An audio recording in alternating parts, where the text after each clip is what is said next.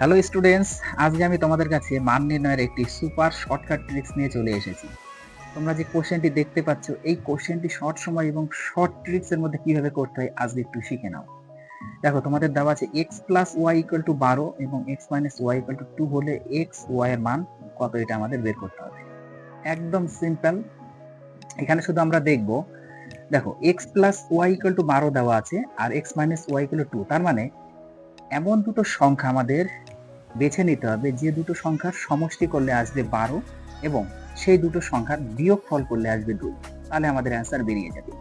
দেখো, আমরা যদি 5 আর 7 যদি যোগ করি, তাই তো 5 আর 7 যদি যোগ করি, একটু খেয়াল করো, দেখো 7 প্লাস 5 যদি আমরা যোগ করি তাহলে আমরা 12 পাই, তাই না?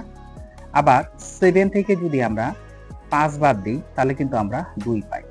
তার মানে কি, এখানে কিন্তু আমাদের দাঁড়াচ্ছে এই 7টা কিন্তু আমরা x এর মান হিসাবে পাচ্ছি আর 5টা কিন্তু আমরা y এর মান হিসাবে পাচ্ছি, তাই না?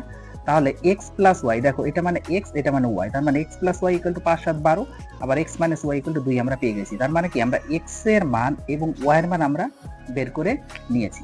এখন কোশ্চেনে কিন্তু বলা হয়েছে x ইনটু y, এই দুটোর মাল্টিপল কত, তাহলে x ইনটু y করে দাও। x ইনটু y, এখন x এর মান আমরা পেলাম 7 এবং y এর মান আমরা পেলাম 5, তাহলে যদি আমরা এটা গুণ করি 5 7 35, তার মানে অপশন নাম্বার কিন্তু আমাদের 3 হচ্ছে কারেক্ট অ্যান্সার।